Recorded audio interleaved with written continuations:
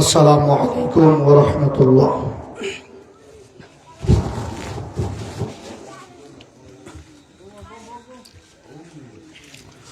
আমরা যারা দাঁড়িয়ে আছি মেহেরবানি করে বসে পড়ি, ভালো লাগবে। যারা দাঁড়িয়ে আছি মেহেরবানি করে আসেন, যারা ডানে বামে আসেন মেহেরবানি করে আসেন, ফিন্ডালের ভিতরে আসেন।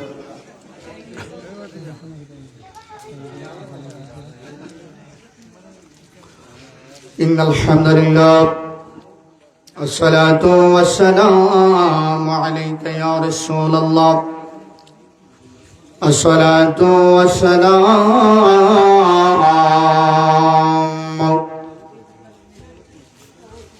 আলাইকা ইয়া হাবিবাল্লাহ। আলহামদুলিল্লাহ والصلاة على نبيه والوزن والفضل والعدل والنجم بالجزم بوحدته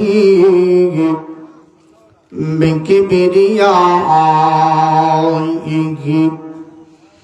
بسلطان وبإعلان وبإتقان وبيان فيه فرقا وحده لا شريك له ولا نظير له ولا مثل له ولا مثال له ولا ند له ولا ضد له أجمل أنور ونشهد أن سيدنا إيماننا وقدوتنا وسندنا وحبيبنا وشفيعنا ومحبوبنا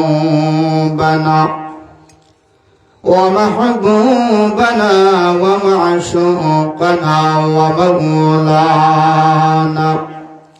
محمدا عبده ورسوله صلى الله عليه وسلم الذي أرسله بالحق بشيرا ونذيرا وداعيا إلى الله بإذنه وسراجا منيرا.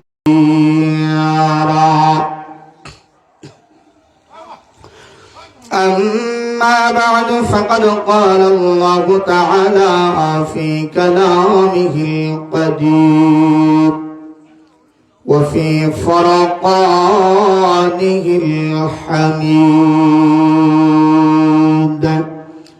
أعوذ بالله من الشيطان الرجيم.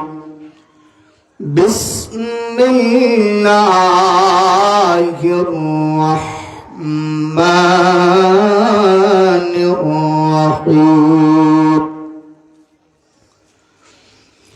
سبحان الذي أسرى بعبده ليلا من المسجد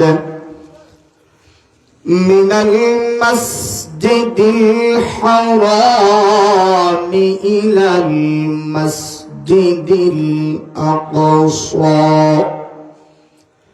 الذي باركنا حوله لنريه من آياتنا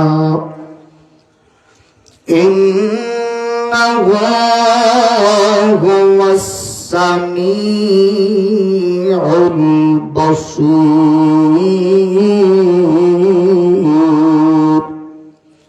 صدق الله مولانا العظيم وصدق رسوله النبي الحبيب الكريم ونحن على ذلك من الشاهدين والشاكرين والحمد لله رب العالمين. وقال تعالى في آية أخرى إن الله وملائكته يصلون على النبي يا أيها الذين آمنوا صلوا عليه وسلموا تسليما اللهم صل على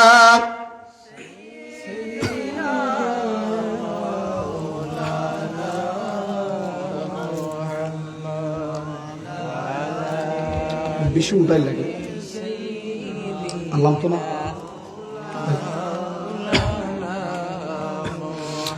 আরেকটু মহব্বতে পড়ি আল্লাহুম্মা সাল্লি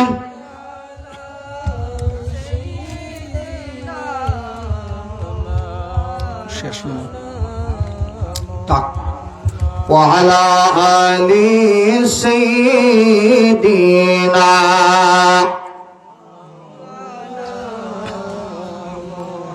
نہیں تو جہاں میں مثال محمد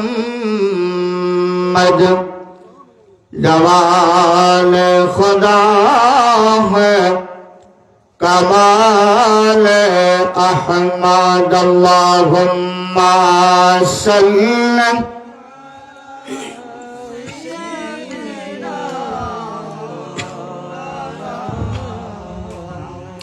محمد والا آلی سیدنا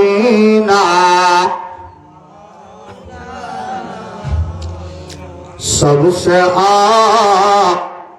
اعلیٰ والا ہمارا نبی سب سے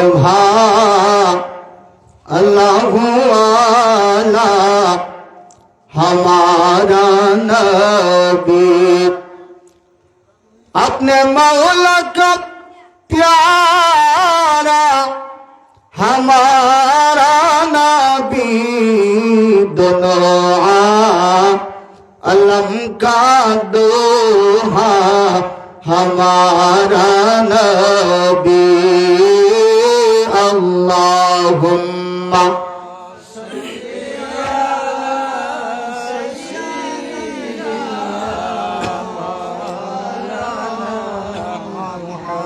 وعلى آل سيدنا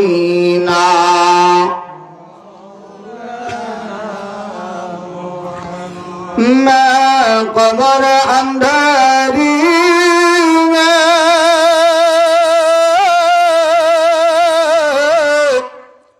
گھبراؤں گی جب تنہا امداد میری کرنا آجانا رسول اللہ امداد میری کرنا آؤ نہ میرے آنکھاں روشن میری تربت کو للہ ذرا کرنا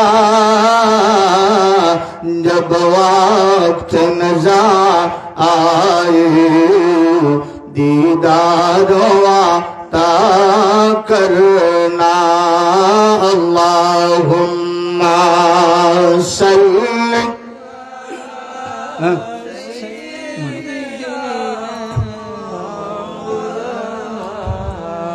وعلى آل سيدنا لا إله إلا الله لا إله لا إله لا إله إلا الله لا إله لا إله اللہ چھاڑا معبود نہیں امر نبی جی بھی نہیں উপায় নাই, বলুন আল্লাহ ছাড়া মাবুদ নাই, আমরার নবীজি বিনে উপায় নাই। নবীজির দিদার পাইতে হইলে, নবীজির দিদার পাইতে হইলে কামেল পীরের দোয়া চাই। লা ইলাহা লা ইলাহা ইল্লাল্লাহ, জোরে লা ইলাহা। নবীজির পিতা আব্দুল্লাহ, আমরার নবীজির মাতা আমেনা। নবীজির পিতা আব্দুল্লাহ, আমরার নবীজির মাতা আমেনা। নবীজির দুধ মা হালিমা, নবীজির দুধ মা দয়াল নবীর রওজা মদিনা। লা ইলাহা লা ইলাহা, অনেক দূরে মদিনা, আমরা কেমনে যাব জানি না। আমরা মদিনা যাইতে চাই কি চাই না? আরো দূরে বলুন, চাই কি চাই না? একটা জবান বন্ধ রাখবেন না। পশ্চিমা বাতাসের সাথে সেখানে সুন্দর অঞ্চলের খবরটা আমার মদিনার নবীর রওজার কিনারায় আমরা পৌঁছায়া দিতে রাজি আছি না নাই? অনেক দূরে মদিনা, আমরা কেমনে যাব জানি না। আল্লাহ দরে মদিনা, আমরা কেমনে যাব জানি না। দয়ার আল্লাহর হইলে দয়া, দয়ার আল্লাহর আল্লাহ লা ইলাহা ইল্লাহু আল্লাহ আল্লাহ।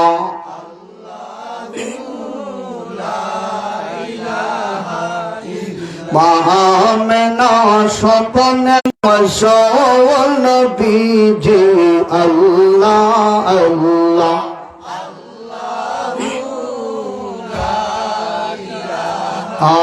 ইল্লাহু আল্লাহ আল্লাহ।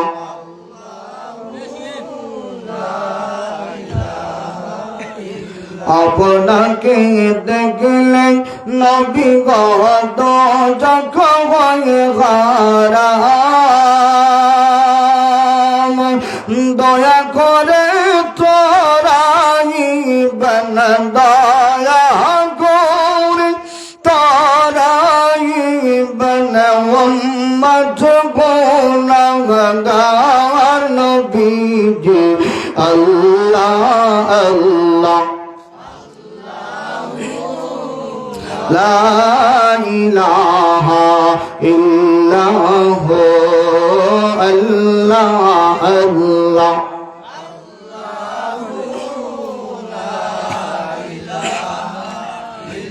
লা ইলাহা ইল্লাল্লাহু মুহাম্মাদুর রাসূলুল্লাহ সাল্লাল্লাহু আলাইহি ওয়াসাল্লাম।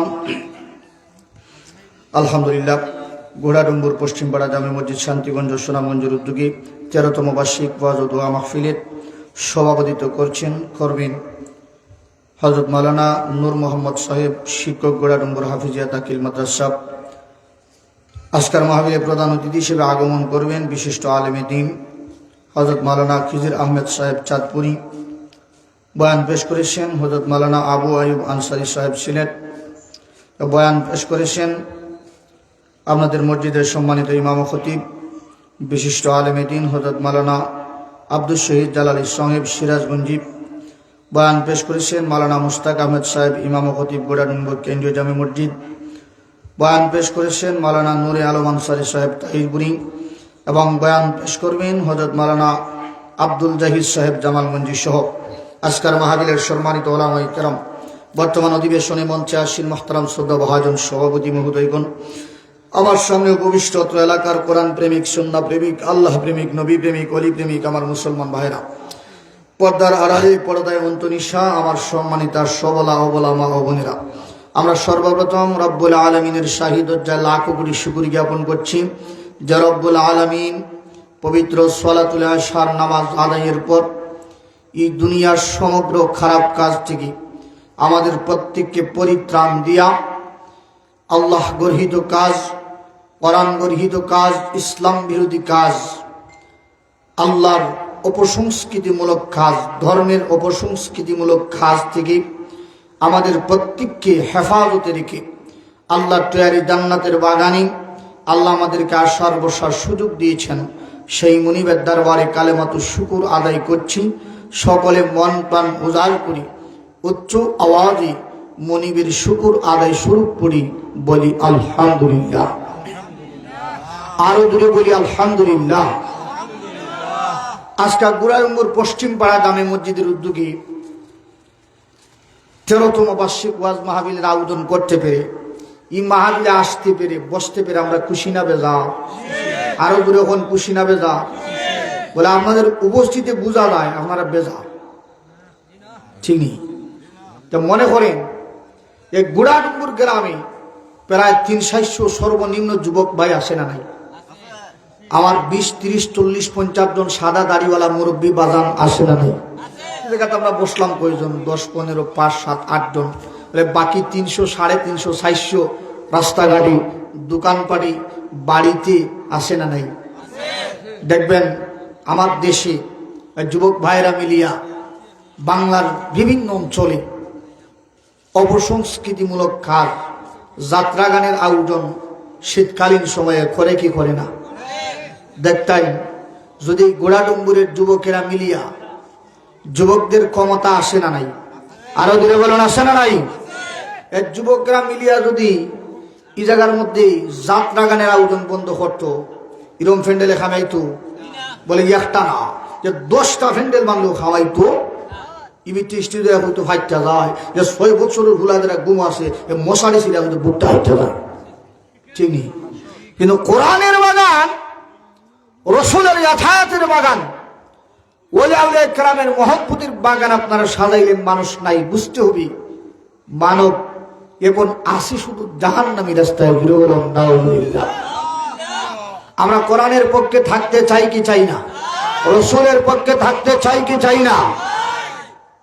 এই মাহফিল আসতে পেরে, এই মাহফিলে বসতে পেরে আমরা যদি খুশি থাকি, তাহলে আওয়াজটা জুড়েই মন আসতে যে কোরআনের আওয়াজ জুড়ে দিলে আল্লাহ খুশি না বেজা? শয়তান খুশি না বেজা? আমরা আল্লাহরে খুশি করতে চাই নাকি শয়তান রে? বলে আল্লাহরে যদি খুশি করতে চাই, আল্লাহর জমিন থেকে বান্দায় আল্লাহর প্রশংসা আদায় করার দরকার আসে না নাই? বলে আল্লাহর প্রশংসা আমরা কি জন্য আদায় করব? সর্বোপরি আমি যেই দিকে থাকাম, আপনার পাট থেকে লাগায় মাথা পর্যন্ত প্রত্যেকটা জিনিস, প্রত্যেকটা অঙ্গ প্রত্যঙ্গ আল্লাহ রাব্বুল আলামিনের পক্ষ থেকে নিয়ামত। জোরে বলুন আলহামদুলিল্লাহ। আল্লাহ শুধুমাত্র কুন ফায়াকুন বলেন আসমান হয়ে যায়, আল্লাহ কুন ফায়াকুন বলেন জমিন হয়ে যায়, কুন ফায়াকুন বলেন চন্দ্র হয়ে যায়, কুন ফায়াকুন বলেন সূর্য হয়ে যায়। কিন্তু আল্লাহ বলেন এই মানব মণ্ডলী, এদেরকে আমি কুন ফায়াকুন বলে বানাই না। আল্লাহ কেমন করে বানিয়েছেন? আল্লাহ বলেন খালাকতু বিয়াদাইয়া, আমার কুদরতের হাতে মায়া করে আশরাফুল মাখলুকাত, মানব মণ্ডলীকে এই পৃথিবীর আমার জান্নাতের পথ থেকে তোমারে সরাইয়া নিল। কি এমন বস্তু, কি এমন মোহ আমার জান্নাতের পথ থেকে সরায়া তোমার জাহান্নামের দিকে ধাবিত করলো? বলে আল্লাহ জবাব নাই, জবাব একটাই, আমাদেরকে দুনিয়ার ভালোবাসা, সন্তানের ভালোবাসা, মালের ভালোবাসা, ঘর বাড়ির ভালোবাসা এই দুনিয়ার জমিনে আমাদেরকে ধ্বংস করেছে। জুড়ে বলুন ঠিক কিনা? তো আমরা আসতে পেরেছি, বসতে পেরেছি, আমরা বড় ভাগ্যবান। কারণ এরকম বাগানে, এরকম জায়গায় সবার দেওয়ার ভাগ্য হয় না। কারণ আজকে রাত্রির জন্য আল্লাহ রাব্বুল আলামিন বলতেছেন এই জায়গাটা যদিও গুড়াডুঙ্গুরের, কিন্তু আজকে রাত্রির জন্য গুড়াডুঙ্গুরের না। আল্লাহ বলেন তিলকা হুদুদুল্লাহ, এই জায়গাটা আমি আল্লাহর হুদুদ, আমার সীমানা, আমার জান্নাতের সীমানা। বলুন সুবহানাল্লাহ। এবং জান্নাতে কিয়ামতের মাঠে আল্লাহর বিচারের পরে আমরা ডুবমু যারা, এরা ভাগ্য বালা না খারাপ? বালা। কারণ খারাপ ভাগ্যগুলি কখনো জান্নাতে প্রবেশ করা যাইতো না। তাহলে আল্লাহর বিধান অনুযায়ী, আল্লাহর কোরআন অনুযায়ী যদি এই জায়গাটা জান্নাতের বাগান হয়, আমরা যারা আজকে এই জায়গার মধ্যে ঢুকলাম, এই সামিয়ানার নিচে বসলাম, এরা ভাগ্য বালা না খারাপ? আর আওয়াজ দিয়ে বলি আলহামদুলিল্লাহ। আমার একটা বিষয় নির্ধারণ করা হয়েছে, কোরআনের একটা আয়াতে কারিমা তেলাওয়াত করেছি। আয়াতকে সামনে রেখে যদি সামান্য সময় আল্লাহ আমাকে কিছু কথা রসুলের সম্মান, আজমত, ইজ্জত, ইয়াকামতের উপর বলার তৌফিক দান করেন, আল্লাহর হুকুমার্থে সামান্য কিছু সময় সামান্য কথা বলার চেষ্টা করব। আমরা ধৈর্য সহকারে উঠা বসা না করে নির্ভীকতে শুনতে রাজি আছি তো ইনশাআল্লাহ। গত যেই মাস গেল, বর্তমান যেই মাস চলতেছে আরবি মাসের নাম পবিত্র শাবান মাস। তার আগের মাস ছিল মহামান্বিত রজব মাস। বলে এক একটা মাসকে 12টা মাস আল্লাহ সৃষ্টি করলেন, এক একটা মাসকে এক একটা কারণে আল্লাহ দামি বানাইলেন, এক একটা কারণে আমার আল্লাহ মর্যাদাপূর্ণ বানাইলেন। বলে রবিউল আউয়াল মাস দামি না কম দামি? বেশি না কম? বলে এই মাস কি? বলে যখন 570 খ্রিস্টাব্দে এই পৃথিবীর মানুষ ভুলে গিয়েছিল কোনটা ন্যায় কোনটা অন্যায়, বলতে দ্বিধা লাগে। একজন আপন মা তার আপন সন্তানের সাথে জানার কাজে লিপ্ত হইতো, জোরে বলুন নাউযুবিল্লাহ। একজন আপন বোন তার আপন ভাইয়ের সাথে জানার কাজে লিপ্ত হইতো। আল্লাহ বলেন পৃথিবীর মানুষের, আরে ওই কঠিন সময়ে আমি আল্লাহ শুধুমাত্র আমার বন্ধু নবীকে একা পাঠাই না। আল্লাহ কেমন করে পাঠাইলেন? আল্লাহ বলেন ওয়াকুল জাআল হাক্কু ওয়া যাহাকাল বাতিল ইন্নাল বাতিলা কানা যাহুকা। আমার নবীর সাথে একখানা কিতাব প্রেরণ করলাম, আর ওই কিতাব প্রেরণ করার পরে হক প্রতিষ্ঠিত হয়ে গেল, মিথ্যা ধ্বংস হয়ে গেল, ন্যায় প্রতিষ্ঠিত হয়ে গেল, ইনসাফ প্রতিষ্ঠিত হয়ে গেল। সমগ্র বেইনসাফি পৃথিবীর জমিন থেকে দূরীভূত হয়ে এই পৃথিবীর জমিনে মানব আলোর মশাল উজ্জীবিত হতে পেরেছিল। সুবহানাল্লাহ। এজন্য রবিউল আউয়াল মাস দামি, এই রজব মাস আল্লাহর দরবারে দামি। বলে কি জন্য দামি? এই রজব মাস এমন একটা আশ্চর্যান্বিত ঘটনা আল্লাহ পাক রব্বুল ইজ্জত ঘটিয়েছিলেন, যেই ঘটনা তার আগে কোনোদিন ঘটে, কিয়ামতের আগ পর্যন্ত এমন আশ্চর্যান্বিত ঘটনা আর কোশ্চিনকালেও ঘটার সম্ভাবনা নাই। বলে রাসূল পাক সাল্লাল্লাহু আলাইহি ওয়াসাল্লামকে আল্লাহ রাব্বুল আলামিন এই পৃথিবীর জমিন থেকে মুসা পয়গম্বরের সাথে আল্লাহ কথা বলেন, মেরাজ করেন। ওয়া কাল্লামাল্লাহু মুসা তাকলিমা। কোথায়? বলে তুর পাহাড়ে। কিন্তু রাসূল পাক সাল্লাল্লাহু আলাইহি ওয়াসাল্লামকে আল্লাহ রাব্বুল আলামিন মেরাজ করার জন্য মুসা পয়গম্বর বলেন আমি নিজে আল্লাহর সাথে কথা বলার জন্য দরখাস্ত দেই। কিন্তু রাসূল পাক সাল্লাল্লাহু আলাইহি ওয়াসাল্লামের সাথে আল্লাহ দেখা করার জন্য, আল্লাহ মেহমানদারিত্ব করার জন্য আল্লাহর পক্ষ থেকে আমার রাসূলকে দাওয়াত দেন। জুড়ে বলি সুবহানাল্লাহ। এই নবী দামি না কম দামি? আরো দূরে বলুন, দামি না কম দামি? বলে মুসা নবীকে আল্লাহ ডাকেন তুর পাহাড়ে, কিন্তু আমার নবীকে তুর পাহাড়ে নয়, উহুদের পাহাড়ে নয়, খন্দকের প্রান্তরে নয়। বলে রাসূলকে সরাসরি আল্লাহ বলেন আমার বাড়ির মেহমান, আমার বন্ধু নবীকে বানাইলাম। যেই নবীকে আল্লাহ মেহমান বানান, এই নবীর দাম আল্লাহর দরবারে কম না বেশি? আমাদের কাছে কম না বেশি? বলে আমাদের কাছে কম, কিন্তু আল্লাহর কাছে বেশি। আসে না তৎকালীন সময়ে যেই আবু জেহেল তার কিছু সাঙ্গ পাঙ্গ এই পৃথিবীর জমিনে রেখে গিয়েছিল, এরা এখনো পৃথিবীতে আসে না নাই? কিয়ামত পর্যন্ত থাকবে কি থাকবে না? থাকবে। কিন্তু আল্লাহ বলেন না, কিয়ামত পর্যন্ত যদি আমার নবীর সম্মান ধরে তোমরা টানাটানি করো, আরে আবু জেহেল, উতবা, শাইবা, ওয়ালিদ ইবনে মুগীরা, কিয়ামত পর্যন্ত আমার নবীর সম্মান ধরে টানাটানি করলে এক বিন্দু কমানোর ক্ষমতা আমি পৃথিবীর কোনো মানুষকে দেই।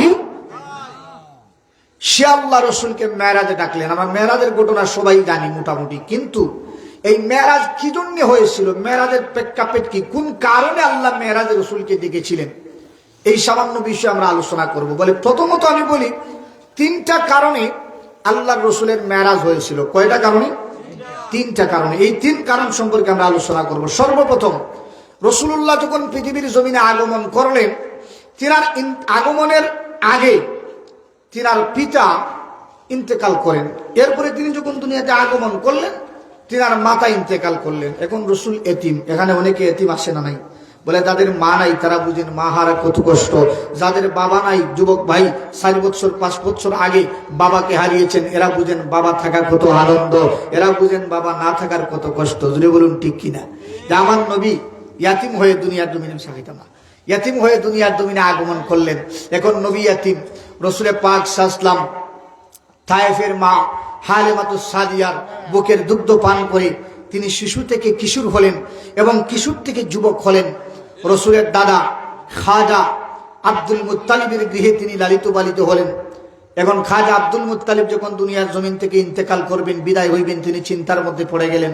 বলে আমার মা হারা বাবা হারা নাতি আমার সহচার্য ছিল, আমার খেদমতি ছিল, আমার তত্ত্বাবধানে ছিল, কিন্তু আমি দাদা আজকে দুনিয়ার জমিন থেকে বিদায় হয়ে যাই, আমার নাতি পৃথিবীর জমিনে কার কাছে থাকবে, আমার নাতির দায়িত্বের ভার আমি কার কাছে দিয়ে যাই। তিনি চিন্তার মধ্যে পড়ে গেলেন।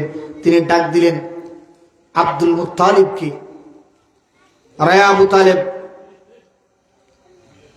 আমার নাতি ইয়াতিম, বাবা নাই মা নাই, এই পৃথিবীর জমিন থেকে আমি দাদা বিদায় হয়ে যাইতেছি, কিন্তু আমি যখন দুনিয়ার জমিন থেকে বিদায় হয়ে যাই, তুমি চাচার কাছে আমার নাতির দায়িত্বের ভার, আমার নাতির দেখভালের ভার তুমি চাচার কাছে আমি দিয়ে গেলাম। রে আবু তালেব, বলো তুমি আমার নাতির দায়িত্বের ভার গ্রহণ করবা। আমি যখন দুনিয়াতে থাকবো না, আমার না থাকায় আমার নাতির যেন কোনো কষ্ট না হয়, মক্কার মানুষেরা যেন আমার নাতির দিকে আঙুল তুলতে পারে না, এমন দায়িত্বের ভার তুমি নিবা, আমার ওয়াদা দাও। বলে বাজান অবশ্যই আপনার কাছে ওয়াদা দিলাম, যখন আপনি থাকবেন না আমার ভাতিজা মোহাম্মদকে কষ্ট পেতে আমি চাচা হইয়া দিতে পারি। দাদা বিদায় হয়ে গেলেন। এক পর্যায়ে রসুল চাষার করে থাকলেন, আবু তালেবের করে থাকতে থাকতে থাকতে এক পর্যায়ে চাষা যখন দুনিয়ার জমিন থেকে ইন্তেকাল করবেন, এই জায়গা থেকে মেরাজের সূচনা।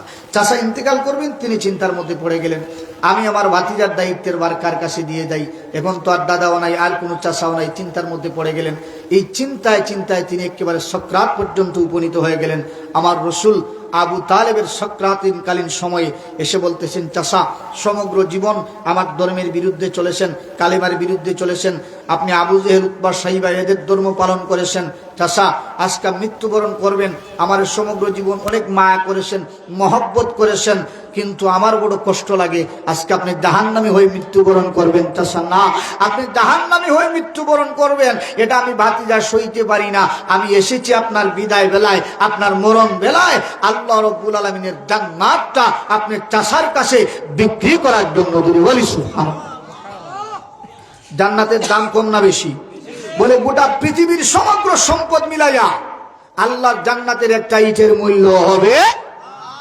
রসুল বললেন, চাচা এই পৃথিবীর জমিন থেকে বিদায় হইবেন, কিন্তু আমার বড় কষ্ট লাগে, আফসোস লাগে, আমারে বড় মহব্বত করেছেন, মায়া করেছেন, কিন্তু আজকে বিদায় বেলা এসেছি আল্লাহর জান্নাতটা আপনার কাছে বিক্রি করার জন্য। চাচা কিনেন না, আল্লাহর জান্নাতটা একটু খরিদ করেন না। বলে ভাতিজা, আমি যে দুনিয়ার জমিন থেকে বিদায় হয়ে যাই, আমার তো কোনো সম্পদ নাই, আমার তেমন টাকা পয়সা নাই, আমি টাকা পয়সা ছাড়া, সম্পদ ছাড়া কেমন করে আল্লাহর জান্নাত কিনবো? বলে চাচা টাকা পয়সা, ধন সম্পদ, ক্ষমতা, প্রতিপত্তি কোনো কিছুর প্রয়োজন নাই। যদি আল্লাহর জান্নাত আপনি চাষায় কিনতে চান, আজকে বিদায় বেলায় আমি ভাতিজার কণ্ঠে কণ্ঠ মিলাইয়া একবার ঈমানের সহিত বলেন লা ইলাহা ইল্লাল্লাহ।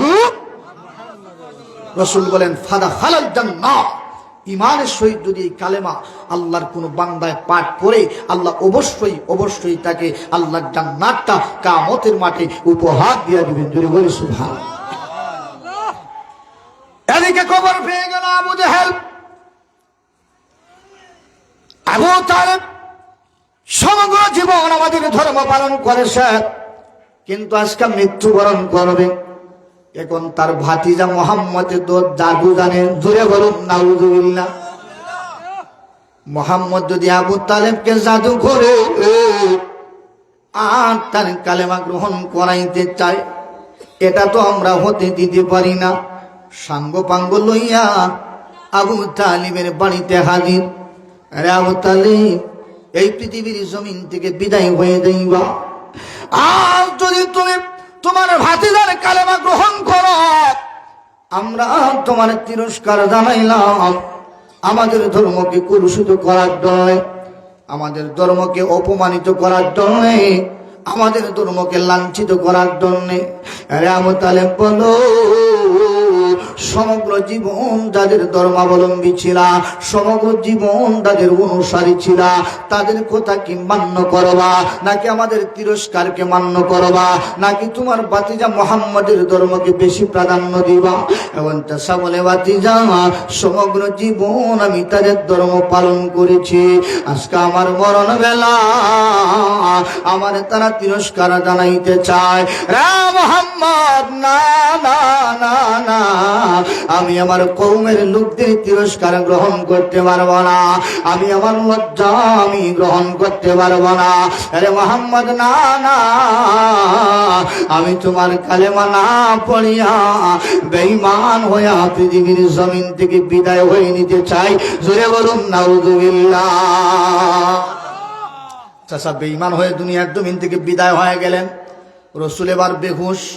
একমাত্র চাচা ছিলেন পৃথিবীর জমিনে তিনার অভিভাবক। এই মক্কার মানুষেরা যদি আল্লাহর রসুলের সাথে কঠোর ব্যবহার করত, যদিও চাচা তিনার ধর্মাবলম্বী ছিলেন না, কিন্তু রাসূলকে বড় মহব্বত করতেন, রসুলকে বড় ভালোবাসতেন। বলে, ভাতিজার কোনো কষ্ট হোক, এটা আমি চাচা চাই না। আমার নবী মনে মনে চিন্তা করেন, এখন তো চাচায় দুনিয়ার জমিন থেকে বিদায় হয়ে গেলেন, আমার তো কোনো আপনজন পৃথিবীতে রইল না। পৃথিবীর মানুষেরা, আমার তো পৃথিবীর জমিনে কোনো শান্তির নিড়ে রইল না। এই পৃথিবীর জমিনে কার কাছে আমার দুঃখ খুলে বলবো? আমি যখন ব্যথা পাইতাম, আমার চাচার কাছে ব্যথার খবরটা বলতাম।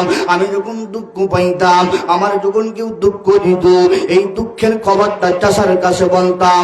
আজকে চাচা বিদায়, আমি রসুল তো সইতে পারি না। এই চাচা ছাড়া এই মক্কা জমিনে আমি কেমন করে থাকবো?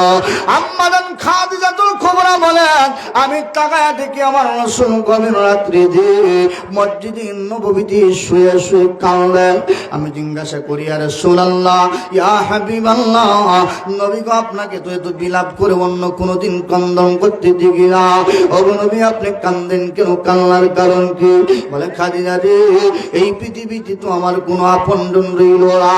আমার চাচা মাত্র ছিলেন আমার অভিভাবক, এখন চাচাও দুনিয়ার জমিন থেকে বিদায়, আমি কার কাছে মনের দুঃখ বলবো?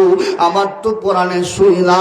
আম্মা জান খাদিজা বলেন, ইয়া রাসূলুল্লাহ, ও নবীজি, এই দুঃখের সময়ে আমি খাদিজাও এসেছি আপনি রসুলকে আরেকটা দুঃখের বার্তা দেওয়ার জন্য।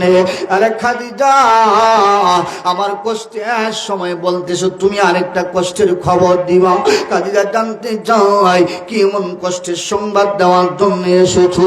ইয়া রাসূলুল্লাহ, আমার জীবন যৌবন টাকা পয়সা ধন সম্পদ সমগ্র কিছু আপনি রসুলের ভালোবাসায়, আপনার ধর্মের ভালোবাসায়, আপনার আল্লাহর ভালোবাসায় আমি খাদিজা আপনি নবীর কদমে কোরবান দিয়েছি।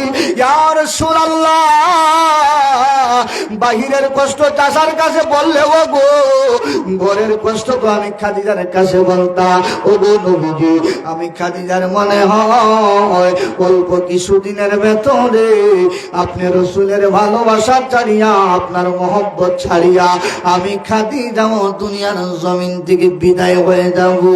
আল্লাহ নবী এই কথা শোনার পরে সিরাত ইবনে হিশাম কিতাবের মধ্যে লেখা হয়, এই ঘটনার 7 দিন পরে আম্মা জান খাদিজাতুল কুবরা এই পৃথিবীর জমিন থেকে তিনিও বিদায় হয়ে যান। এবার নবী একেবারে নিঃস্ব হয়ে গেলেন, আর কোনো আপনজন মক্কার জমিনে রইল না। নবী মনে মনে ভাবলেন, আমি আর মক্কায় থাকতে পারবো না, এই মক্কার মানুষের দ্বারা যন্ত্রণা তো আমার সহ্য হবে না, আমি আর মক্কার জমিনে থাকতে চাই না। তিনার পালক পুত্র যায়েদ ইবনে হারেসাকে লইয়া মক্কার জমিন থেকে 59 কিলোমিটার 59 মাইল দূরে আল্লাহ নবী শুধু তায়েফের জমিনের দিকে রওনা দিলেন। ওই তায়েফের জমিনে যাইয়া আল্লাহ নবী তায়েফবাসীদেরকে ওই একই খবর দিলেন। আর তায়েফ তায়েফবাসী, তোমরা পৃথিবীর জমিনে আমার সবচাইতে বড় আপনজন। তোমাদের মতো আপন পৃথিবীতে আমার তো আর কেহ নাই। আমি তোমাদের দেশের দুগ্ধ পান করে বড় হয়েছি। আজকে তোমাদের কাছে রে আল্লাহর কালেমার দাওয়াতটা দিলাম। ও তায়েফের যুবকেরা, এর তায়েফের মুরব্বী বাবারা, আজকে আল্লাহর কালেমাটা গ্রহণ করো আর আল্লাহর জান্নাতটা একটু গ্রহণ করো। যারা কিছু ইমানদারের ভাব ছিল, যারা কিছু ইমানদারের ভাবমূর্তি যাদের মধ্যে ছিল, এরা বলল মুহাম্মদ অবশ্যই অবশ্যই আপনার কালেমা আমরা পড়ব। আর দেখবেন সমাজের মধ্যে কিছু কুচক্রী মহল আসে না নাই? এরা কয় না মুহাম্মদ যেই ধর্মের দাওয়াত দেয়, মুহাম্মদ যেই কালেমার দাওয়াত দেয়, এই কালেমা গ্রহণ করা যাবে না, আমাদের বাপদাদার ধর্ম ছাড়া যাবে না, আমাদের বাপদাদার ধর্মের অপমান করা যাবে না, এই মুহাম্মদের কালেমা তো পড়া যাবে না। শুধু কালেমা না, আজকে যে মুহাম্মদ আমাদের ধর্মের মধ্যে দ্বন্দ্ব লাগাইতে চায়, আমাদের কওমের লোকদের সাথে দ্বন্দ্ব লাগাইতে চায়, এই মুহাম্মদকে তো ছাড়া যাবে না। আমরা এই মুহূর্তে মুহাম্মদকে কতল করার সিদ্ধান্ত নিয়ে নিলাম, রাসূলুল্লাহকে তারা হত্যা করার সিদ্ধান্ত নিয়ে নিল। জোরে বলি নাউযুবিল্লাহ। ডাক দিয়া কয় রে তায়েফের যুবকেরা, কোথায় আসলে মুহাম্মদকে পরিত্রাণ দেওয়া যাবে না, মুহাম্মদকে ছেড়ে দেওয়া যাবে না। আল্লাহর নবীর পালক পুত্র যায়েদ ইবনে হারেসা বলেন, ইয়া রাসূলুল্লাহ একবার তাকায়া দেখেন গো, যেই তায়েফবাসীদেরকে আপন বলে আপনি এসেছিলেন, এরা আপনি রাসূলের গায়ে আঘাত করার জন্য আপনি রাসূলের দিকে দৌড়ে আসতেছে। আমার নবী বলেন, রে যায়েদ, এটা আমি কোশ্চিনকালেও বিশ্বাস করি না। এরাই তো আমার আপনজন, এরা কখনো আমার আঘাত করতে পারে না, এরা কখনো আমারে মারতে পারে না। আর যায়েদ, এটা তো আমি বিশ্বাস করি না। ইয়া রাসূলুল্লাহ একবার শুধু পিছনে তাকায়া দেখেন গো, তখন আমি যায়েদের কথা বিশ্বাস হয়ে যাবে। আমার নবী পিছনের দিকে যেই মুহূর্তে তাকাইলেন, রাসূল তাকায়া দেখে ওই তায়েফের যুবকদের হাতের মধ্যে বড় বড় পাথর লইয়া আমার নবীর দিকে তারা দৌড়াইয়া আসতেছে। জোরে বলি নাউযুবিল্লাহ। যায়েদ ইবনে হারেসা বলেন, আমি রাসূলকে নিয়ে দৌড়াইতে শুরু করলাম। এক পর্যায়ে দৌড়াইয়া দৌড়াইয়া পাথরের আঘাত খাইতে খাইতে এক ইহুদির খেজুর বাগানের পাশে আসলাম। আমি যায়েদ আমার নবীকে মাটি থেকে উঠাইতে, কিন্তু আমার নবী মাটি থেকে উঠে দাঁড়াইতে পারেন না। এমন ভাবে তায়েফের যুবকেরা আমার রাসূলের গায়ের মধ্যে পাথর মেরেছে, আমার নবীকে এমন ভাবে তারা আক্রমণ করেছে। আমি একবার নয়, দুইবার না, তিনবার আল্লাহর রাসূলকে মাটি থেকে উঠাইতে চাই, কিন্তু আমার নবীকে মাটি থেকে উঠাইতে পারি না। রাসূল মাটির মধ্যে পড়ে যায়। এমন অবস্থায় আমার আল্লাহ জিবরিল আমিনকে ডাক দিয়া বলেন, জিবরাইল, ও জিবরাইল কোথায় আছো রে? একবার ওই তায়েফের জমিনের দিকে নজর করে দেখো রে। ওই তায়েফের জমিনে আমার বন্ধু নবী আজকে কান্দে। ও জিবরাইল, যাও যাও যাও, ওই তায়েফের জমিনে আমার বন্ধু নবীর যাইয়া একটু সাহায্য করো। জিবরিল আমিন আমার নবীর দরবারে হাজির। ইয়া রাসূলুল্লাহ, ইয়া হাবিবাল্লাহ, নবী গো, আমি জিবরিল, আপনি নবীর দরবারে হাজির। আমার নবীজি জানতে চাই, ওই তায়েফের যুবকেরা আপনি নবীর গা মুবারকের মধ্যে পাথর মেরেছে। ইয়া রাসূলুল্লাহ, জানতে চাই ওই তায়েফের যুবকদের পাথরের আঘাত কত বড় কষ্ট। ও নবী জানতে চাই, গা মুবারক থেকে রক্ত ধরেছে। ও নবী জানতে চাই কত টুকুন কষ্ট পেয়েছেন। আমার নবী বলেন, জিবরাইল, এতক্ষণ তো দেখেছ বৃষ্টির নাই আমার উপর পাথর পড়েছে। ও জিবরাইল, তুমি কি দেখো না? জিবরাইল, তুমি কি অবলোকন করতে পারো না?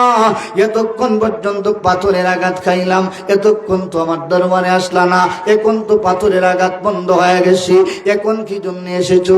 বলে, ইয়া রাসূলুল্লাহ, ইয়া হাবিবাল্লাহ, নবী গো, এতক্ষণ আমি পাথরের আঘাত দেখেছি। ওরা যখন আপনার পাথর মারত, আমি জিবরিলের কলিজার মধ্যে লাগতো। আমি আমার মাওলার কাছে বললাম, আল্লাহ, আপনার বন্ধু নবী তায়েফের জমিনে পাথরের আঘাত খায়।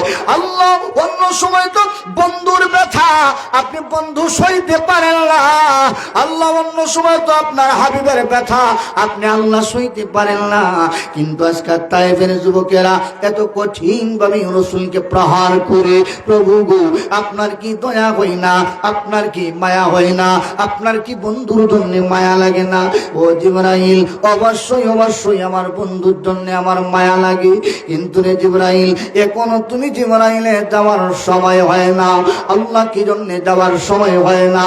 আল্লাহ বলেন জিবরাইল তাকায়া দেখো রে, ওই তায়েফের জমিনে আমার বন্ধু নবীর গা মুবারক থেকে রে যত ফোঁটা রক্ত তায়েফের জমিনের মধ্যে পড়ে, আমি আল্লাহ তুমি জিবরিলকে সাক্ষী বানায়া দিলাম, এক এক ফোঁটা রক্তের বিনিময়ে আমার নবীর কোটি কোটি গুনাহগার উম্মতদেরকে আমি আল্লাহ আজকে জাহান্নাম থেকে পরিত্রাণ দিতেছি। জোরে বলি সুবহানাল্লাহ। এ নবীর আশিকেরা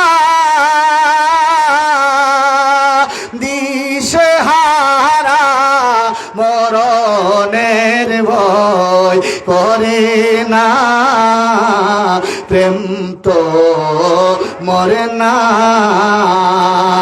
বলো না, এর নবীর আশিকেরা দিশে হারা মরণের ভয় করে না, প্রেম তো মরে না। প্রেম কইরাছেন আয়ুব নবী, যার প্রেমের হিমা বিবিও ওরে সর্বাঙ্গ কিড়াই ধরল, সর্বাঙ্গ কিড়াই ধরল, তবু আল্লাহ ছাড়ে না, প্রেম তো বলো না। আরে নবীর আশিকেরা দিশে হারা মরণের ভয় করে না, প্রেম তো। আল্লাহর নবীকে জিবরিল আমিন বলেন ইয়া রাসূলুল্লাহ, অবশ্যই অবশ্যই আমি জিবরিল দেখেছি, আমি জিবরিল অবলোকন করেছি, কিন্তু আল্লাহ বলেন জিবরাইল এখনো তোমার যাওয়ার সময় হয় না। এখন আমি জিবরিল এসেছি, তবে একা আসি না, আমি এসেছি 40,000 আল্লাহর ফেরেশতা নিয়া। ও নবী একবার শুধুমাত্র বলেন, যেই তায়েফের যুবকেরা আপনি রাসূলের গা মুবারকের মধ্যে পাথরের আঘাত করেছিল, ওগো নবী আমি জিবরিলে 40,000 ফেরেশতা দিয়া ওদেরকে তায়েফের জমিনের ধুলার সাথে আমি জিবরিল আমিন মিশায়া দিতে চাই। আমার নবী বলেন জিবরিল না না না না, এই চিন্তা কোশ্চিন কালেও করা যাবে না। আর তায়েফের যুবকেরা কোন নবীর গায়ে তোমরা পাথর মারো, কোন নবীর গায়ে আঘাত করো, ওই নবী তোমরা ছিল না। এত আঘাত পাওয়ার পরে, এত বেদনা পাওয়ার পরে, এত যন্ত্রণা পাওয়ার পরে আমার নবী বলেন জিবরাইল না না না না, এই চিন্তা কোশ্চিন কালেও করা যাবে না, এদেরকে আঘাত করার কথা চিন্তা করা যাবে না।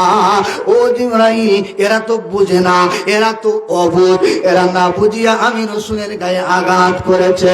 আর জিবরাইল এদেরকে যদি আঘাত করো, এদেরকে যদি আক্রমণ করো, এদেরকে যদি প্রহার করো, কারারে এই পৃথিবীর জমিন আমি রাসূলের কালেমার পতাকা উড়াইবে, কারা আল্লাহর দ্বীনের কালেমার ঝান্ডা উড়াইবে।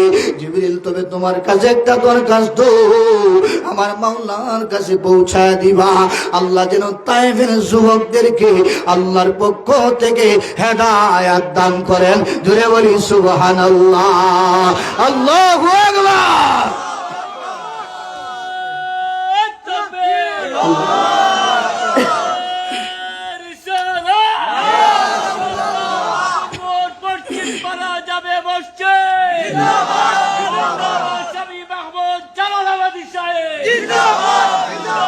বলতেছিলাম প্রথমে এই তিনটা কারণে রাসূলের মেরাজ হয়েছিল।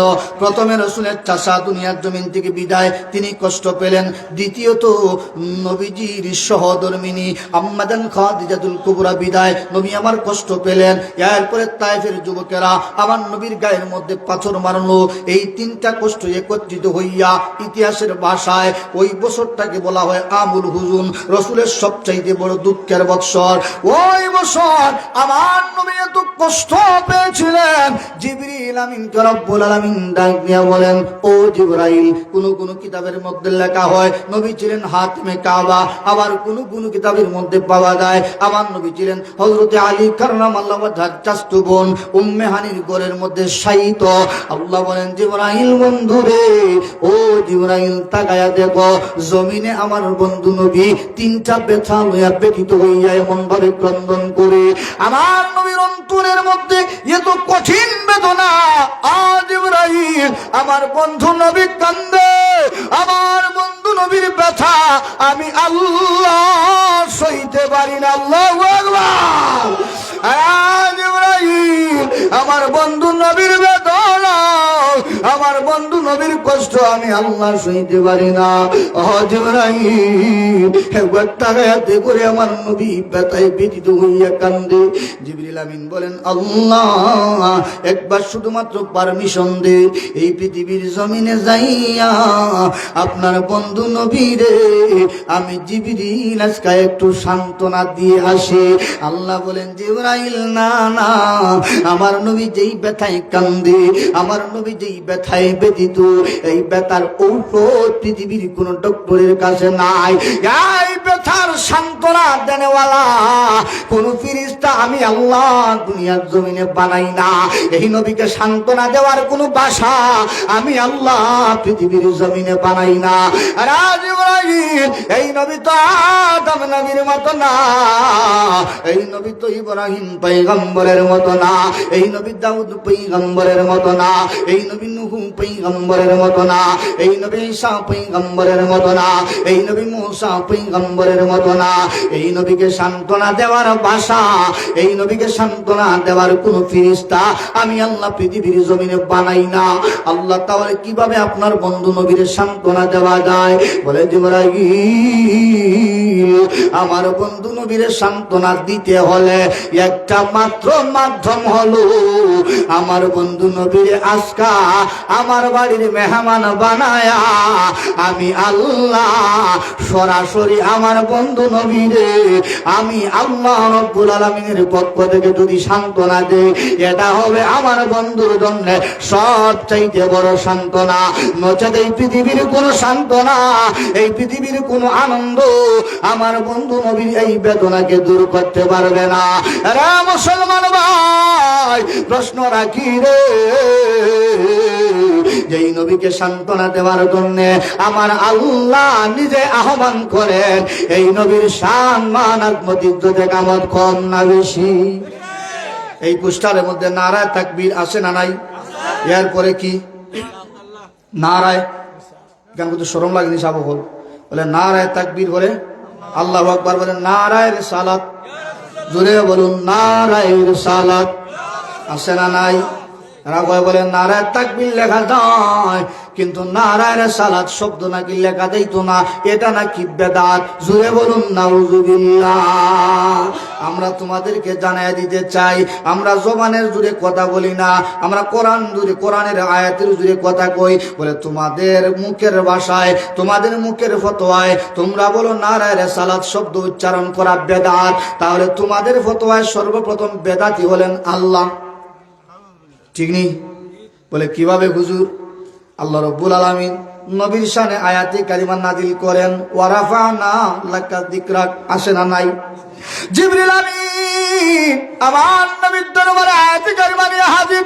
ইয়া রাসূলুল্লাহ, ইয়া হাবিবাল্লাহ, আপনি নবীর শানে আমার আল্লাহ আয়াতে কারিমা নাযিল করেন। শুধু আয়াতে কারিমা নাযিল করে শেষ না, এই আয়াতে কারিমার তাফসীর কোন পৃথিবীর মুফাসসির দ্বারা আল্লাহ করান না, কোন মুহাদ্দিস দ্বারা করান না, পৃথিবীর কোন আলেমের মাধ্যমে আল্লাহ করান না, পৃথিবীর কোন আলেমের আকল দ্বারা আল্লাহ করান না। ও জিবরাইল, তাহলে এই আয়াতের তাফসীর কে করলো? জিবরিল বলেন এই আয়াতের তাফসীরও আমার আল্লাহ নিজে করেছেন। জোরে বলুন সুবহানাল্লাহ। আল্লাহ বলেন যুকিরতা মাই, যত জায়গায় আমার আলোচনা হবে, যত জায়গায় আমার সম্মান উচ্চারণ করা হবে, যত জায়গায় আমার নামের স্লোগান হবে, যত জায়গায় আমার নামের তাকবীর হবে, তত জায়গায় আমার বন্ধু নবীর নামের স্লোগান আসে না নাই? আদম শফিউল্লাহ বলেন আমার নবীর সম্মান কত?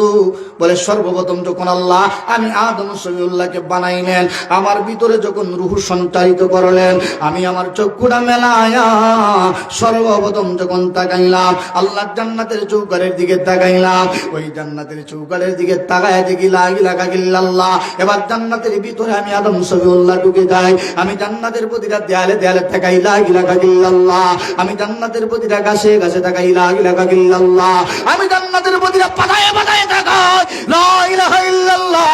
আর পৃথিবীর মানুষেরা আমি আদম শফিউল্লাহ সাক্ষী দিয়া গেলাম, আমি যত জায়গায় জান্নাতের মধ্যে আল্লাহ রাব্বুল আলামিনের লা ইলাহা ইল্লাল্লাহ কালেমা লেখা দেখেছি, আমি আদম সাক্ষী দিলাম গাফলাতান ইল্লা ওয়াজাদতু ফীহি মুহাম্মদ, মুহাম্মদের নাম ছাড়া আল্লাহর একটা জান্নাতেও আল্লাহর নাম একা আল্লাহ লিপিবদ্ধ করেন না।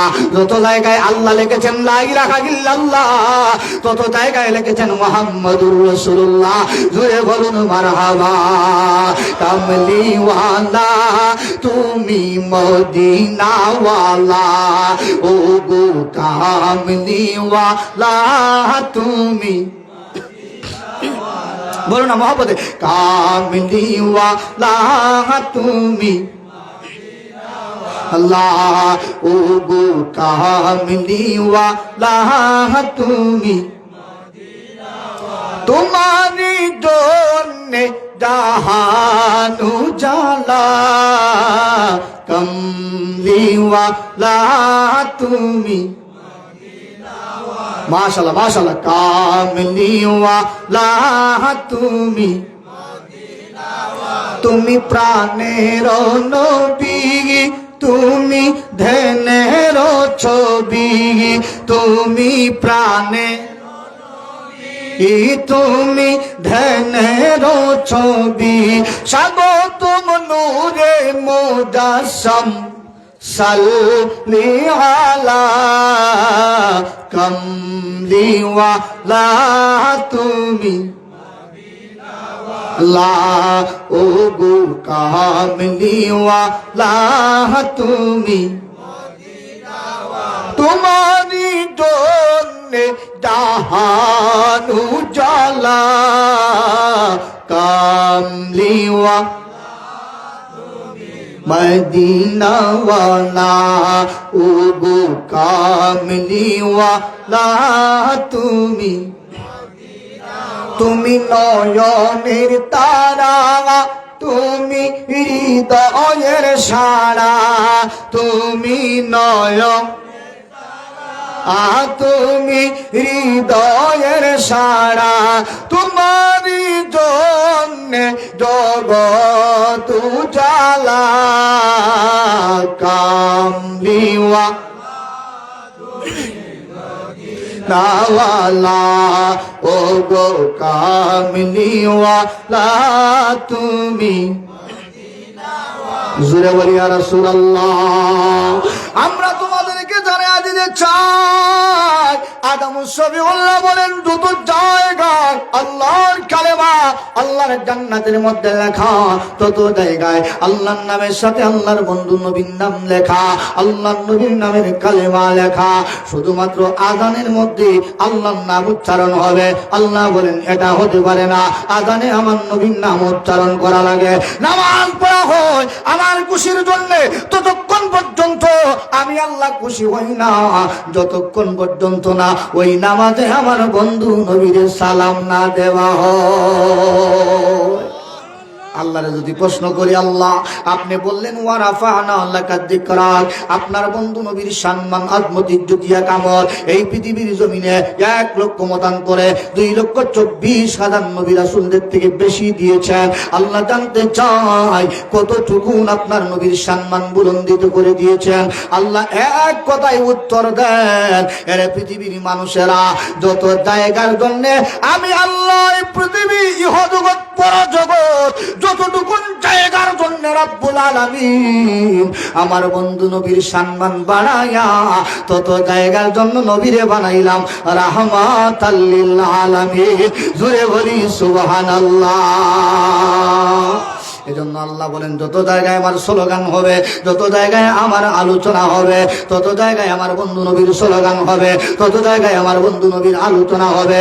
তাহলে নারায়ে তাকবীর আল্লাহু আকবার স্লোগান দেওয়ার পরে আল্লাহর নামের সাথে আল্লাহর বন্ধু নবীর নাম শামিল করা যাবে কি যাবে না? এটা জায়েজ নাকি বেদাত? বলে অবশ্যই অবশ্যই জায়েজ। বলে এটা দুনিয়ার কোনো মানুষের ফতোয়া না, দুনিয়ার কোনো আলেমের ফতোয়া না। এই ফতোয়াটা, এই মাসালাটা স্বয়ং দিয়েছেন আমার আল্লাহ। জোরে বলুন মারহাবা। এই নবী বেতায় ব্যতীত হইয়া উম্মে হানির ঘরে কান্দে, আয় জিবরাইল দাও রে আমার বন্ধু নবী কান্দে, আমার বন্ধু নবীর বেতা তো আমি আল্লাহ শুইতে পারি না। আমার বন্ধু নবীরে আমার বাড়ির মেহমান বানায় দাওয়াত করে নিয়ে আসো। এবার জিবরিল আমিন আমার নবীরে মসজিদে হারাম থেকে মসজিদুল আকসা পর্যন্ত ওই অতটুকু জায়গার মধ্যে ইসরা মানে সবর করাইলেন। ওই মসজিদে আকসায় যাইয়া আমার নবী তাকায়া দেখেন আদম পয়গম্বর থেকে ঈসা রুহুল্লাহ পর্যন্ত প্রত্যেক নবী রাসূলেরা কাতার বন্দী হয়ে দাঁড়ায় আসেন। মনে মনে ভাবেন আমি মনে হয় আজকে নামাজের ইমামতি করব। ইমাম নবী ভাবেন, ইব্রাহিম পয়গম্বর ভাবেন, আদম পয়গম্বর ভাবেন, শীষ পয়গম্বর ভাবেন। প্রত্যেক নবীদের মন বাসনা আল্লাহ মনে হয় আজকে এই জামাতের ইমাম আমারে বানাইবেন। আল্লাহ বলেন না না ও জিবরাইল, এই জামাতের ইমাম আদম নবীকে বানানো যাইতো না, এই জামাতের ইমাম ইব্রাহিমকে বানানো যাইতো না, এই জামাতের ইমাম শেষকে বানানো যাইতো না, এই জামাতের ইমাম ঈসা রূহুল্লাহকে বানানো যাবে না। আল্লাহ কাহাকে এই জামাতের ইমাম বানাইতাম? আল্লাহ বলেন আমার বন্ধু নবীকে আজকে 1,00,000 মতান্তরে 2,24,000 পয়গম্বরের ইমাম বানায়া ইমামুল মুরসালিন, ইমামুল আম্বিয়া হিসাবে আমি আল্লাহ আমার বন্ধু নবীকে পৃথিবীর মানুষের কাছে পরিচিত করে দিলাম। জোরে বলি সুবহানাল্লাহ। এরপরে লম্বা ঘটনা, আল্লাহ নবীকে প্রথম আসমান থেকে 7 আসমান পর্যন্ত নিয়ে গেলেন। জিবরিল আমিন সপ্তম আসমানে যাইয়া সিদরাতুল মুনতাহা পর্যন্ত আটকা পড়েন। ইয়া রাসূলুল্লাহ একা একা উপরে যাওয়া লাগবে আল্লাহ রাব্বুল আলামিনের বাড়ি পর্যন্ত। এবার আমার নবী একা একা যাইতে যাইতে যাইতে আল্লাহর সাথে এক পর্যায়ে সাক্ষাৎ হয়। এবার আল্লাহ এমন কোন পৃথিবীর মানুষের চক্ষু নাই যেই চক্ষু দ্বারা আল্লাহ জান্নাতের নিয়ামত দেখেছে, এমন কোন কান নাই যেই জান্নাতের বাতাস তার কান দিয়া ঢুকেছে, এমন কোন নাক নাই যে জান্নাতের সুগন্ধ তার নাক দিয়া ঢুকেছে। আল্লাহ বলেন বন্ধু গো ওই জান্নাতটা আজকে আপনি রাসূলকে আমি আল্লাহ দেখাইতে চাই। জোরে বলা যাবে না সুবহানাল্লাহ। নবী আমার জান্নাত দিকে জাহান্নাম দিকে আরশ করছিল ভকলা সব কিছু আমার আল্লাহ রাসূলকে অবলোকন করান। এক পর্যায়ে আল্লাহ বলেন বন্ধু আপনি যে ব্যথা পেয়েছিলেন, আপনি যে আঘাত পেয়েছিলেন, ও বন্ধু বলেন গো জান্নাত দেখাইলাম, জাহান্নাম দেখাইলাম, আরশ কুরসি লৌহ কলম সব কিছু দেখাইলাম, ও বন্ধু এবার জানতে চাই আপনার ব্যথা কি কমছে? বলে আল্লাহ এখন পর্যন্ত আমি রাসূলের ব্যথা কমে না। জোরে বলি মারহাবা।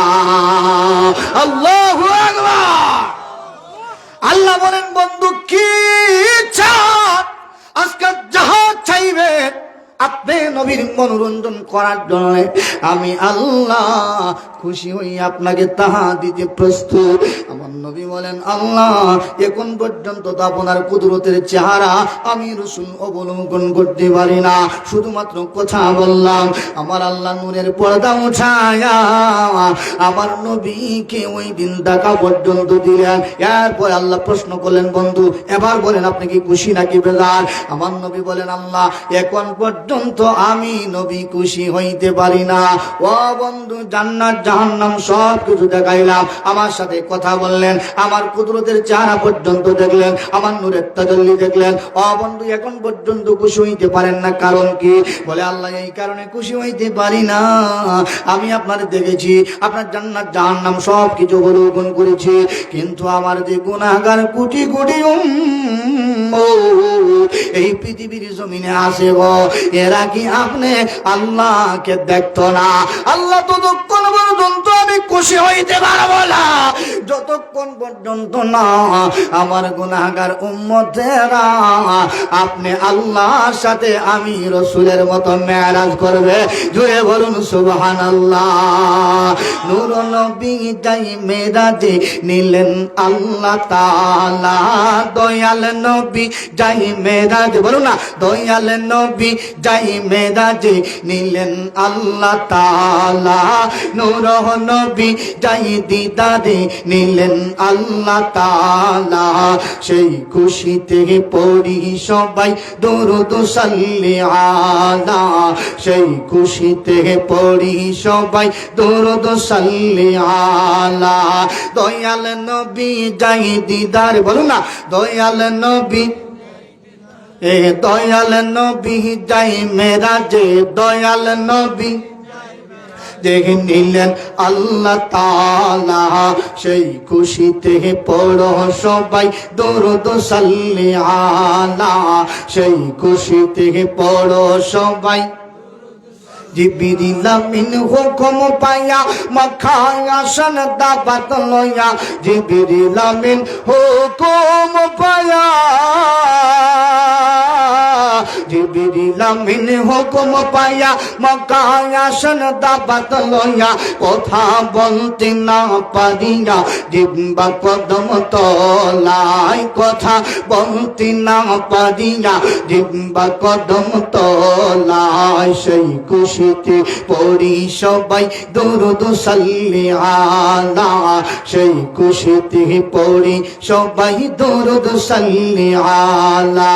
দয়াল নবী যাই মেরাজে, নূর নবী রাজে নিলেন আল্লাহ তাআলা।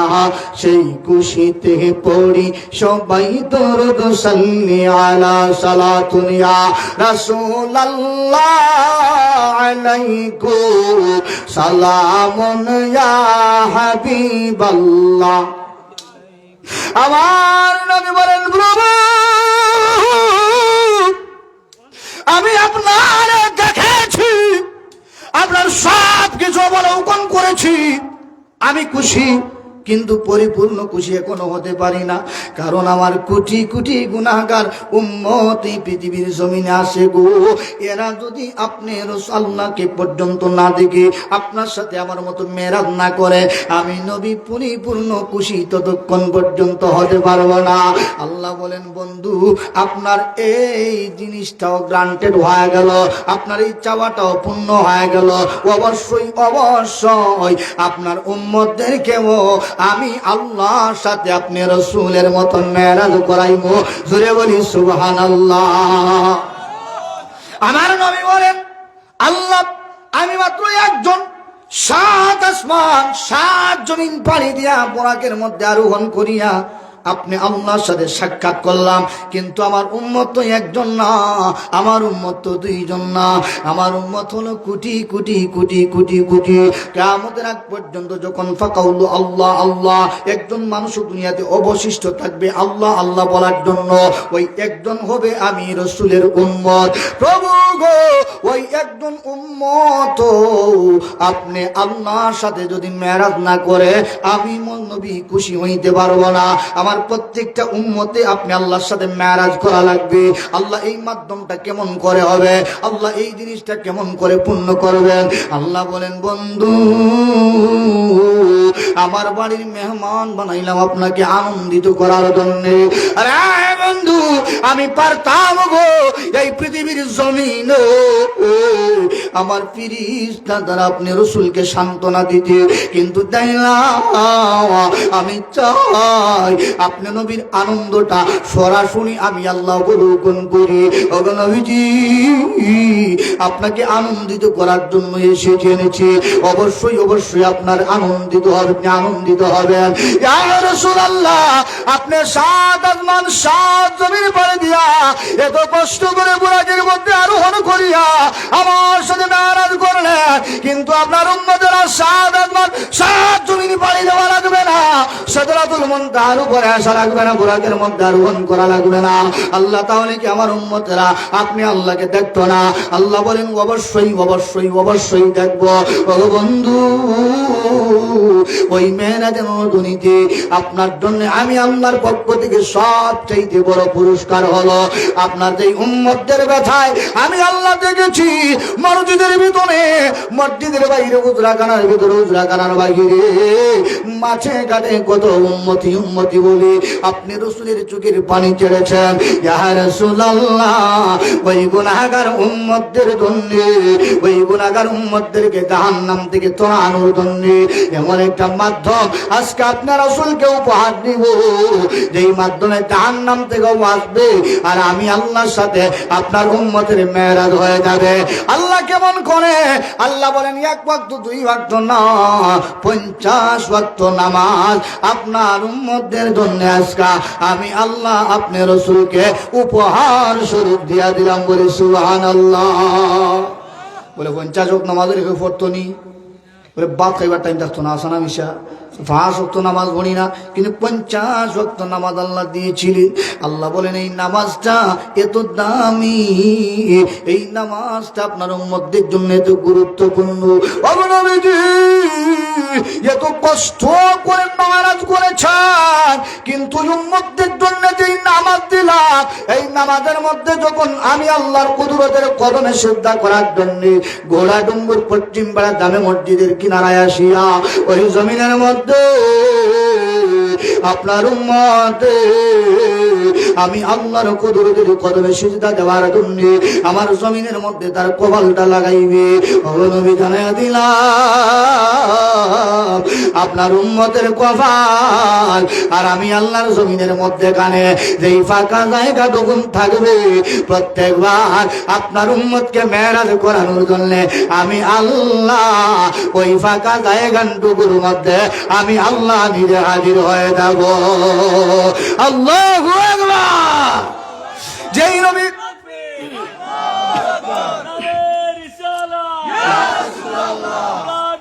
পশ্চিম পাড়া যাবে মসজিদ জিন্দাবাদ জিন্দাবাদ, মাওলানা জালালাবাদী সাহেব জিন্দাবাদ, তাকবীর আল্লাহ। যেই নবী এত আনন্দের সময় উম্মতদেরকে ভুলে না, আজকে সেই নবীর উম্মত হইয়া আমরা নবীর বিরুদ্ধে কথা কই, নবীর রাসালতের বিরুদ্ধে কথা বলি, নবীর শান মান আজমত ইজ্জতে আঘাত করে কথা বলি। আল্লাহ রাব্বুল আলামিন বলেন যদি পৃথিবীর জমিনের মধ্যে কোনো মানবে ওয়ামান ইউতিল্লাহ ওয়া রাসূলা ওয়ামান ইয়াসিল্লাহ ওয়া রাসূলা আমার বিপক্ষে কথা কয়, আমার বিপক্ষে শুধু নয় আমার বন্ধু নবীর বিপক্ষেও দুনিয়ার জমিনে অবস্থান গ্রহণ করে এবং কথা বলে, আমি আল্লাহ ঘোষণা দিলাম এদের জন্য কঠিন শাস্তি হলো ওয়ায়াতাআদ্দা হুদুদাহু ইউদখিলহু নারা, এদের মরণের সাথে সাথে আমার রাসূল বিরোধী মানব গুনার কবরটাকে আমি আল্লাহ এক নিমিষেই জাহান্নামের গাড়া বানাইতে দেরি করতাম না। জোরে বলি নাউযুবিল্লাহ।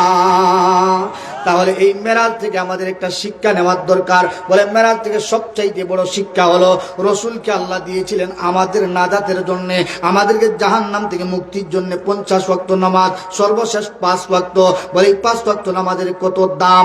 রসুল বলেন আব্বালু মা ইউহাসাবু বিহিল আবদু ইয়াউমাল কিয়ামাতিস সালাহ, কিয়ামতের মাঠে আল্লাহ মিজানের পাল্লা টানাইয়া বান্দাকে বলবেন এমন কোন আমলের কথা প্রথমে জিজ্ঞাসা করবেন না, মিজানের পাল্লা টানায়া রসুল বলবেন বান্দা ওই মিজানের পাল্লার সামনে প্রথম হিসাব দাও। দুনিয়ার জমিনে জীবনে 60 বছর বয়স পাইছো, আর 60 বছরের মধ্যে কত লক্ষ লক্ষ কোটি কোটি বার জোহরের নামাজের আজান তোমার কান দিয়া ঢুকেছে, কিন্তু ওই জোহরের নামাজের আজান কান দিয়া ঢুকার পরেও তুমি বান্দায় কতবার মসজিদে গেছো আর কতবার গেছো না, তার হিসাব সর্বপ্রথম ওই মিজানের পাল্লার সামনে দাঁড়ায়া দাও। বলেন তো ভাই, ওই প্রশ্ন যদি আল্লাহ করেন, আমাদের কাহারও আল্লাহর দরবারে জবাব দেওয়ার ক্ষমতা আসেনি? বলে জীবনে কত জোহরের আজান শুনেছি কিন্তু নামাজে যাই না, কত আসরের আজান শুনেছি নামাজে যাই না, কত মাগরিবের আজান শুনেছি নামাজে যাই না, কত এশার আজান শুনেছি নামাজে যাই না, কত ফজরের আজান শুনেছি নামাজে যাই না।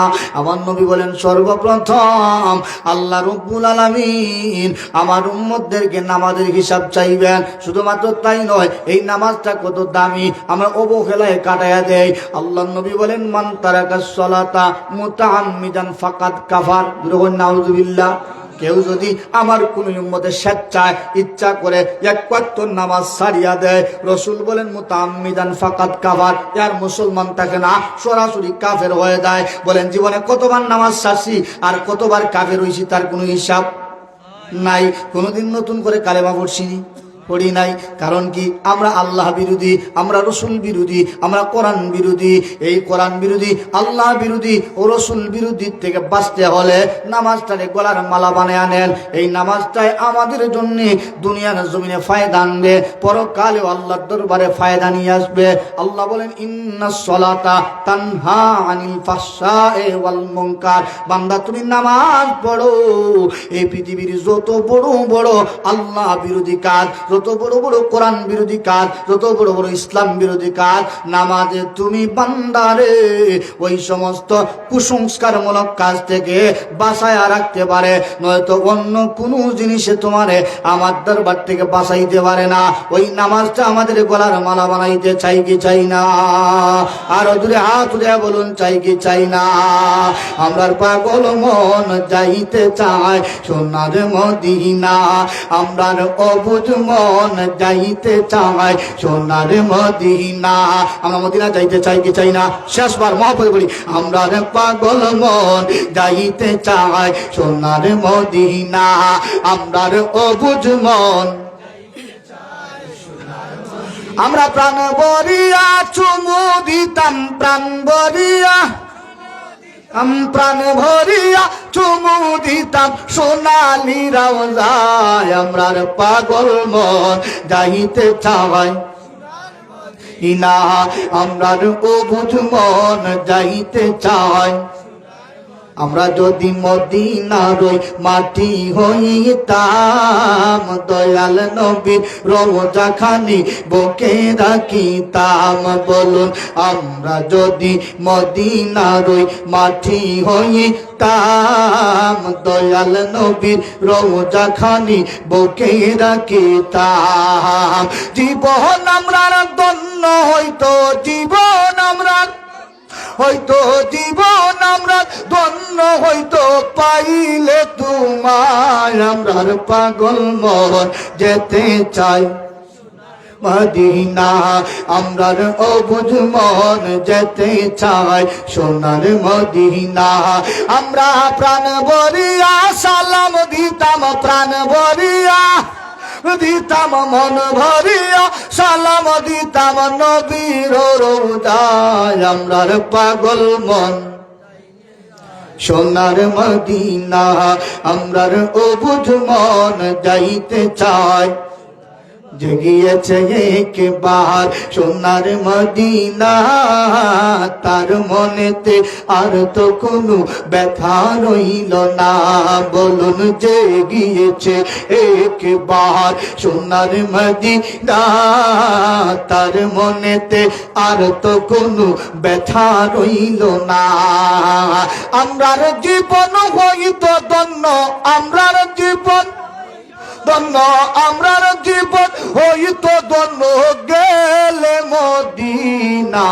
পাগল মন যেতে চায় মদিনা আমরার অবুঝ মন যেতে চাই সোনার মদিনা আমরা সেটাই গিয়া সালাম দিতাম সেটাই গিয়া দিতাম সেটাই গিয়া সালাম দিতাম সোনালি রওজায় আমরার পাগল মন সোনার মদিনা আমরার অবুঝ মন যেতে চাই